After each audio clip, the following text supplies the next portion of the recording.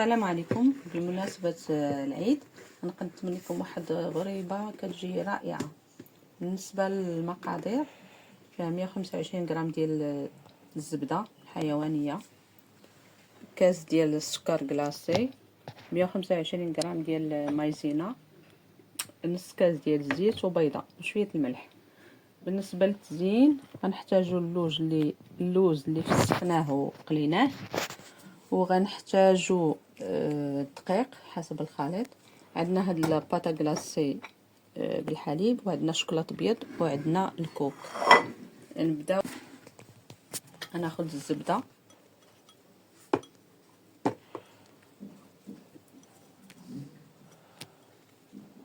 غنزيد على سكر كلاصي، معليش واخا ما يكونش مغربل لان غنخدمو بيديا، ونحاول نخدم هاد الزبده مزيان مع هاد السكر كلاصي حتى تولي بوماد.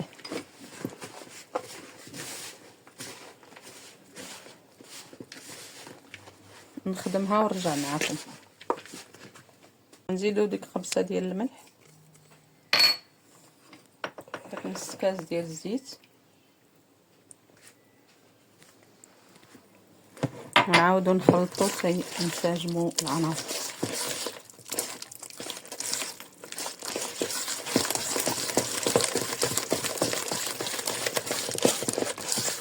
غنزيدو هذيك حب ديال البيض اللي عندنا.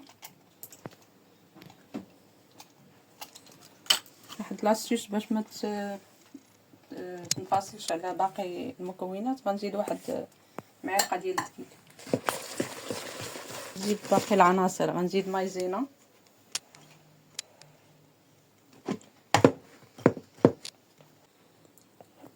وغنزيد واحد شويه تاع الدقيق،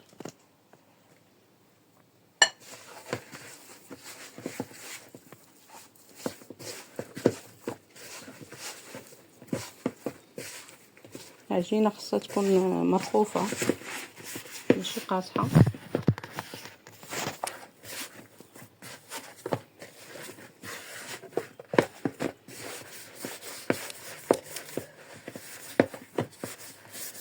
كنحاول نجمع هادشي اللي في الجناب.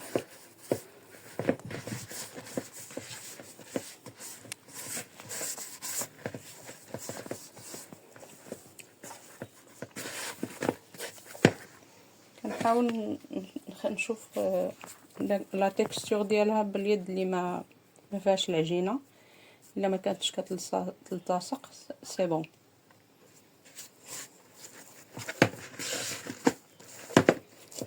ناخذ كويرات وزن 12 ولا 13 غرام،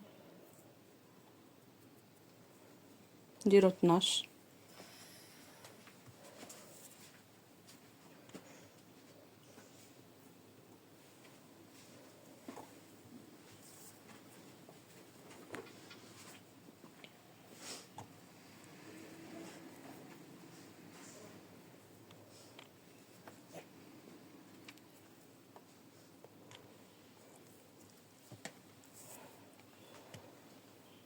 كناخذ كره كنديرو فيها يا اما وحده ولا جوج ديال حسب اللي بغيتو نتوما.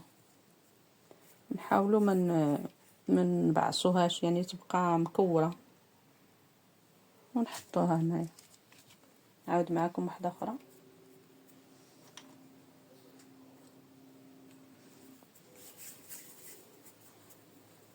ندير هكا باش كتبقى مدايره.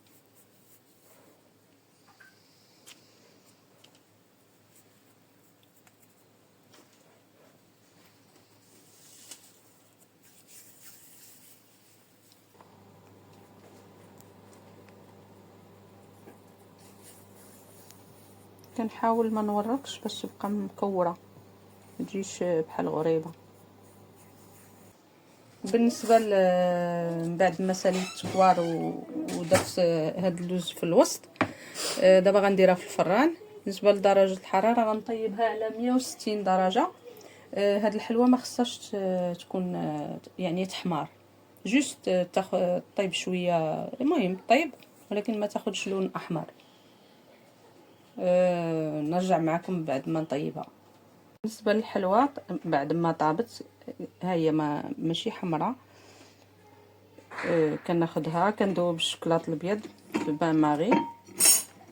غنحاول نغمسها في الشوكولاط.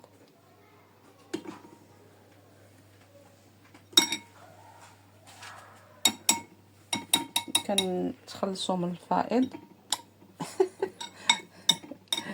ماشي مشكل، كنتخلصوا من الفائض وكنديروها في الكوك.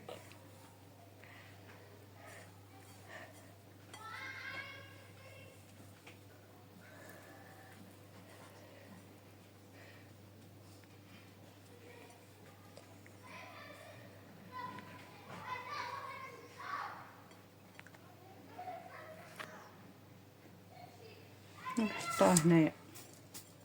نعاود معكم واحده اخرى.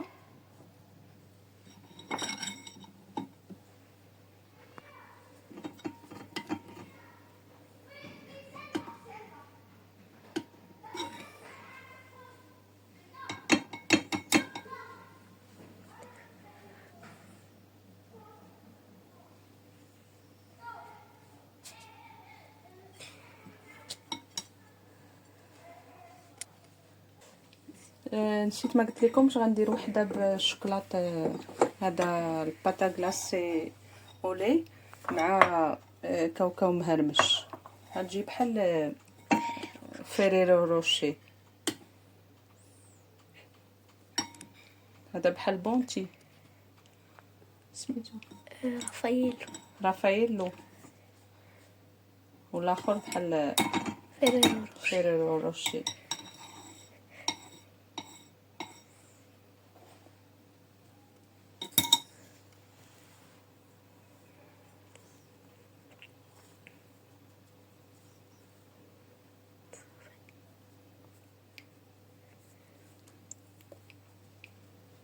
بالنسبه للشكل الثاني غنزيد عليه كاوكاو مهرمش ومحمر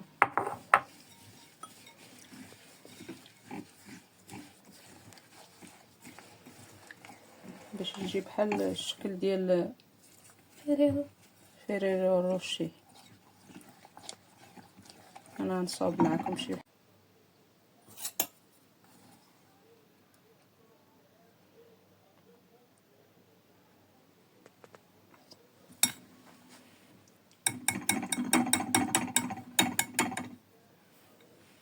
نحاول نطيح الفائض.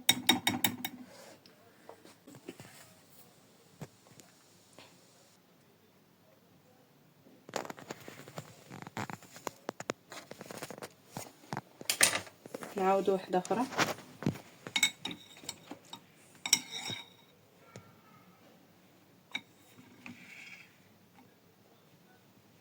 انا كثرت كاوكاو.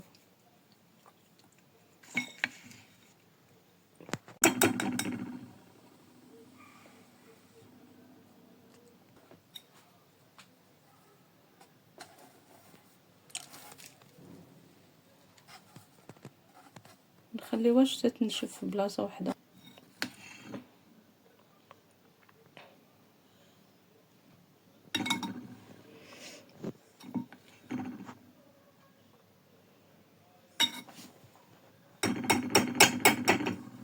تقدروا اللي بغى يديرها باللوز يديرها.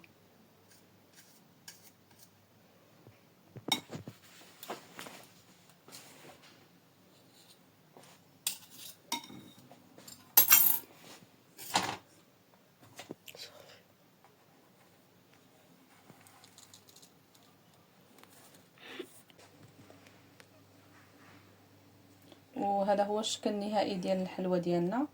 هذه اللي بالكوك والاخرى اللي بالشوكولات غورمون بكاوكاو. حدا كتجي عجبكم وتجربوها للعيد ان شاء الله.